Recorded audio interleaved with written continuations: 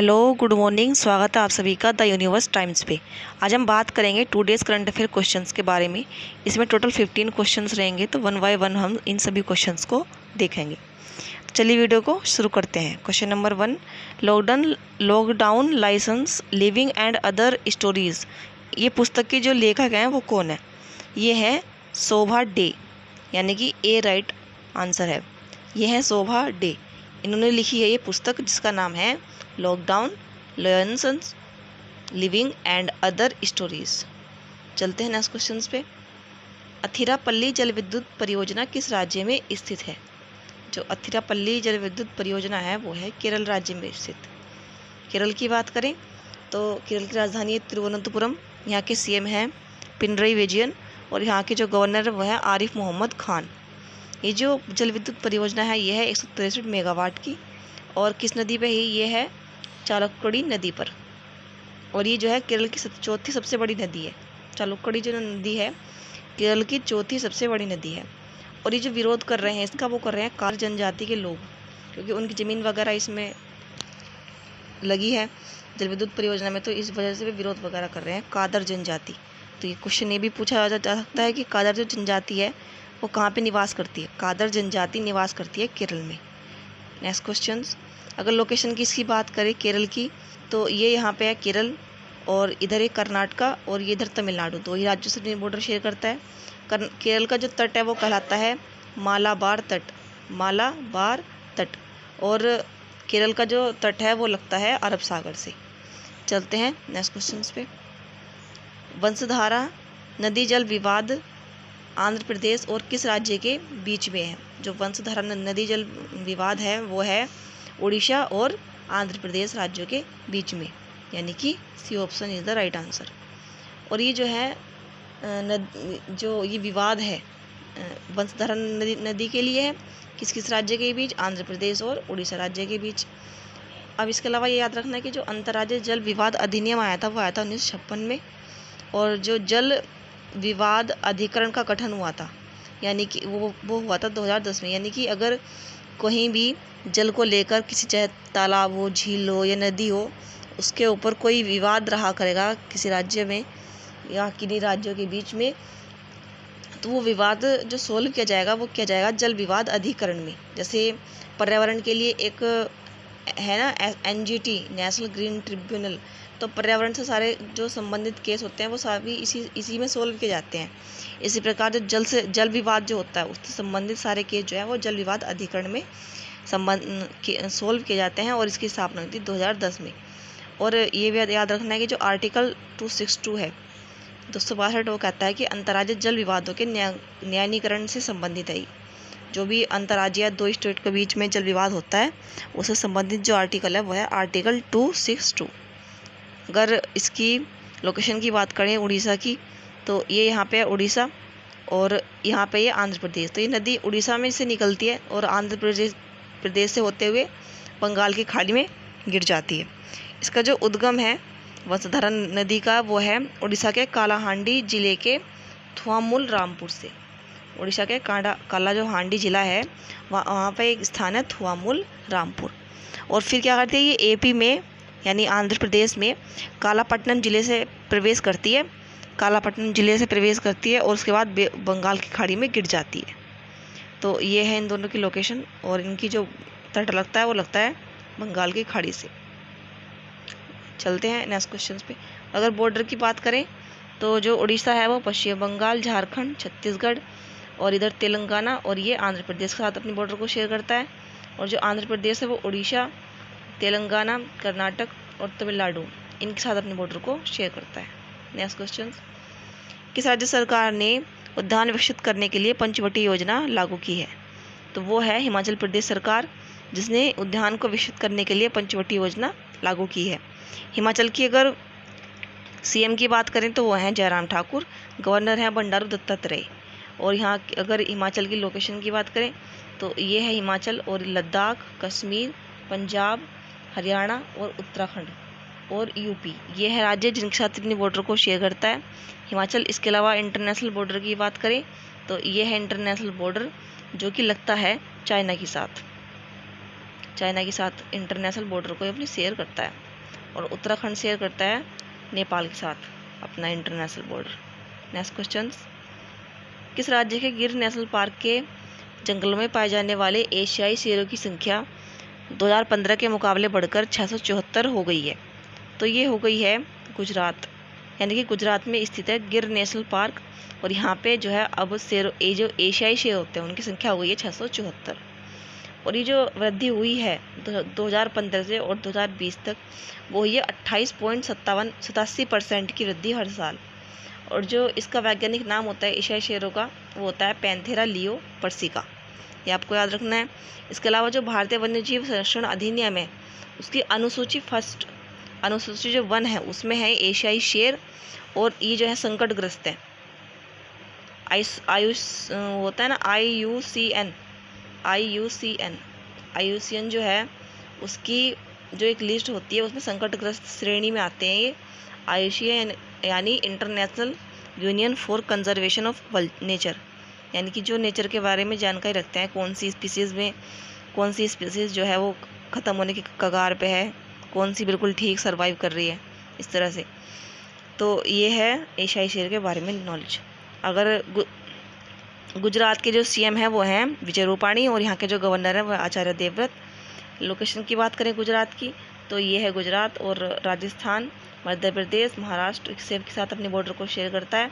और इसकी तटलम जो रेखा है वो भारत की सबसे जो एक ये राज्य है गुजरात, इसमें जो अगर पूछा जाए कि सबसे बड़ी तटरेखा किस राज्य की है, तो सबसे बड़ी तटरेखा जो है वो गुजरात की ही है, और खम्पात की खाड़ी जो है गुजरात के पास ही है। इसके अलावा जो इधर का ये अपना पानी इधर का तट होता है इसका, ये है अरब सागर के पास। चलते हैं फिर नेक्स्ट क्वेश्चन पे।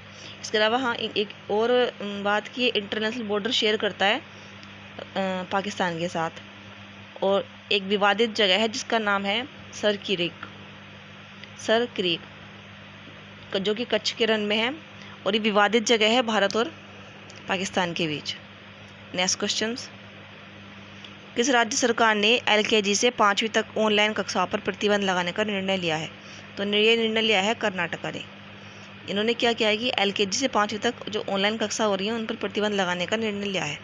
क्या हो रहा है कि जो टीचर हैं वो ऑनलाइन क्लासेस के नाम पर काफ़ी एक्स्ट्रा फीस वसूल कर रहे हैं, इसलिए उन्होंने ये प्रतिबंध लगा दिया है। कर्नाटक के CM की बात करें तो ये हैं BS येदियुरप्पा, और यहाँ के जो गवर्नर हैं वो है वजुभाई वाला, और कर्नाटक की राजधानी है बेंगलोर। लोकेशन की बात करें तो ये है कर्नाटका, और इधर ये गोवा, महाराष्ट्र, तेलंगाना, आंध्र प्रदेश, तमिलनाडु और केरल इनके साथ करता है अपने बॉर्डर को शेयर, और जो इसका तट है वो लगता है अरब सागर से। नेक्स्ट क्वेश्चन, विश्व खाद्य पुरस्कार किसे प्रदान किया गया है? विश्व खाद्य पुरस्कार जो प्रदान किया गया है वो प्रदान किया गया है डॉक्टर रतन लाल को। ये भारतीय अमेरिकी हैं, यानी कि इनका जन्म तो भारत में हुआ, लेकिन अमेरिका में जाकर ये बस गए, अमेरिका की नागरिकता है इनके पास अब जा। तो ये जो एक अमेरिकी नागरिक है, और जो राशि है इसकी वो है ये इतनी, ये डॉलर में है, ठीक है, ये डॉलर में है। और शुरुआत जो हुई थी इस पुरस्कार की वो हुई थी 1986 में नॉर्मल बोरलाग द्वारा।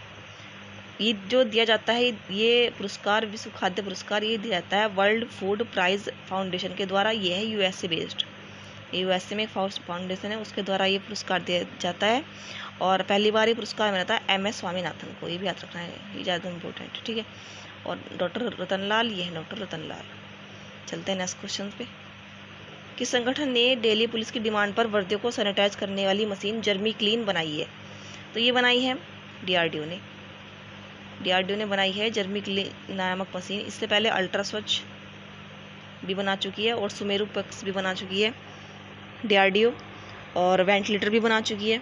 और ये जो मशीन है ये 15 मिनट में 25 जोड़ी कपड़ों को सैनिटाइज कर देगी। इसके अलावा सिर्फ कपड़ों को ही नहीं, ये जो पुलिस के डंडे होते हैं उनको, और पुलिस की जो हैट होती है उसको भी ये सैनिटाइज करेगी।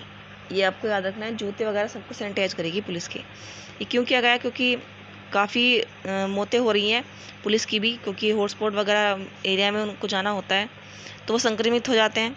दिल्ली में भी ऐसे काफ़ी पुलिस कर्मी हैं जो कि जिनकी डेथ हो चुकी है कोविड-19 के कारण ही। तो इसलिए दिल्ली पुलिस ने जो है दिल्ली पुलिस जो है उसने DRDO से कहा था कि कुछ इस टाइप से बनाने के लिए, तो इन्होंने ये मशीन बनाई है जर्मी क्लीन, ये आपको याद रखना है। DRDO का जो हेडक्वार्टर है वो है दिल्ली में, और इसके जो हेड हैं वो हैं G सतीश रेड्डी, और इसकी स्थापना हुई थी 1958 को। नेक्स्ट क्वेश्चन, किस देश ने कोरोना संक्रमित लोगों के इलाज के लिए प्लाज्मा की ऑनलाइन उपलब्धता शुरू की है? ये शुरू की है बांग्लादेश ने, यानी कि B option is the right answer. Bangladesh ने शुरू की है। बांग्लादेश की राजधानी की बात करें तो ढाका, इसकी कैपिटल है ढाका और करेंसी है टका, और यहाँ की जो PM है वो है शेख हसीना, और जो पहल है इसका नाम है सहयोद्धा। अगर बात करें बांग्लादेश की लोकेशन की तो भारत और इधर ये म्यांमार, इधर है म्यांमार, और इन दो के देशों के साथ अपने बॉर्डर को शेयर करता है। और इसका जो मूल मतलब कि वाटर बॉडी है वो है बे ऑफ बंगाल की तरफ, ये आपको याद रखना है। चलते हैं नेक्स्ट क्वेश्चन पे। इंटरनेशनल न्यू मीडिया एसोसिएशन द्वारा स्थापित दक्षिण एशिया में स्थानीय ब्रांड की श्रेणी में ग्लोबल मीडिया अवार्ड 2020 का विजेता कौन है? किस श्रेणी में? स्थानीय ब्रांड की श्रेणी में, तो ये है ABP न्यूज़। और अगर बात करें नेशनल ब्रांड की श्रेणी में तो वह है जागरण प्रकाशन, याद रखना है। Next question, national institute ranking framework India university ranking list 2020 में किस इंस्टीट्यूट ने टॉप किया है?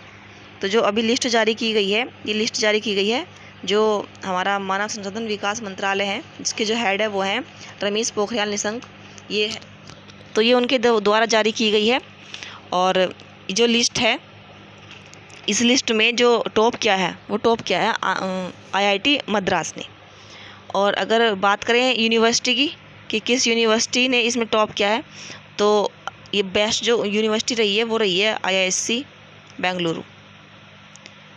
और अगर इसके अलावा बात करें मैनेजमेंट कैटेगरी में तो वो है IIM अहमदाबाद, फार्मेसी कैटेगरी में जामिया हमदर्द यूनिवर्सिटी, और कॉलेज कैटेगरी में मिरांडा हाउस दिल्ली, DU से रिलेटेड कॉलेज है ये। मेडिकल जो कैटेगरी में एम्स न्यू दिल्ली ने टॉप किया है, और जो लॉ कैटेगरी होती है उसमें किया है नेशनल लॉ स्कूल बेंगलुरु ने। आर्किटेक्चर कैटेगरी में क्या है IIT खड़गपुर ने, और जो डेंटल जो कॉलेज कैटेगरी में है उसमें क्या है मौलाना आज़ाद इंस्टीट्यूट ऑफ डेंटिकल साइंस ने। और ये जो जारी की जाती है वो HRD मिनिस्टर के द्वारा जारी की जाती है। HRD मिनिस्टर रमेश पोखरियाल निशंक, इनकी कॉन्स्टिट्यूंसी है हरिद्वार। नेक्स्ट क्वेश्चन, कोविड-19 से निपटने वाले देशों की सुरक्षा और जोखिम मूल्यांकन पर रिपोर्ट में भारत की रैंक क्या है?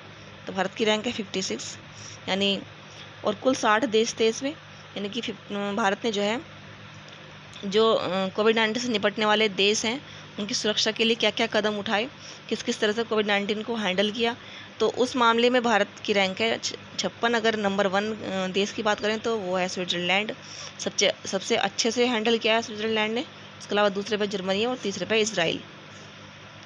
भारतीय सुरक्षा बलों ने जासूसी गतिविधियों में शामिल लोगों को किस ऑपरेशन के तहत गिरफ्तार किया है? तो ये गिरफ्तार किए गए हैं ऑपरेशन डेजर्ट चेस के द्वारा। ये ऑपरेशन जो है 2009 से शुरू किया गया था। जो भी जो जासूसी गतिविधियों में पाए जाते हैं उसी के लिए ये ऑपरेशन चलाया जाता है। इसके अंतर्गत 2 व्यक्ति को गिरफ्तार किया गया जो भारतीय सेना से रिलेटेड सूचनाओं को पाकिस्तान की जो इंटेलिजेंस एजेंसी है ISI उसको सेंड कर रहे थे, गोपनीय सूचना। और इसके अलावा ये भी याद रखना है कि जो आधिकारिक गोपनीयता अधिनियम आया था वो आया था 1923 में, इसी के तहत अंग्रेजों के टाइम पर, और तभी से इसको लागू किया हुआ है, तभी से चेंज नहीं हुआ इसमें। और ये आपको याद रखना है, और इसी के अधिनियम के तहत इनको सजा भी दी जाएगी। ऑपरेशन विजय गोवा को अपने देश में मिलाने के लिए, ऑपरेशन बंदर जब बालाकोट में स्ट्राइक हुई थी इसके लिए, और ऑपरेशन जो मेघदूत है ये रिलेटेड है जो सियाचिन ग्लेशियर है उसको जब अपने राज्य में अपने देश में मिलाने के लिए जो ऑपरेशन चलाया गया था उसका नाम था ऑपरेशन मेघदूत।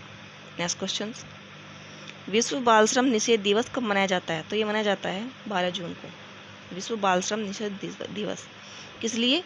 बालकों को जो मजदूरी वगैरह होती है उसे ना कराकर शिक्षा की तरफ जागरूक करने के लिए, ताकि वो शिक्षा में अपना ज़्यादा ध्यान लगा सके।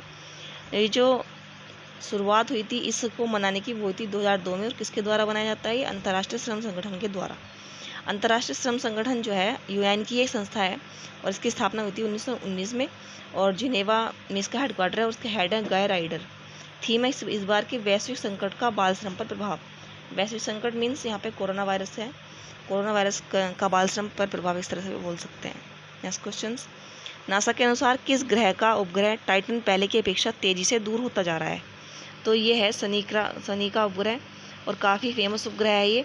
और उपग्रह होते हैं जो ग्रह के चारों ओर चक्कर लगाते हैं और शनि का उपग्रह है टाइटन और सबसे बड़ा उपग्रह भी यही है शनि का, टाइटन। और अगर सबसे ज़्यादा उपग्रह की बात करें तो सबसे ज़्यादा उपग्रह भी शनि के ही है।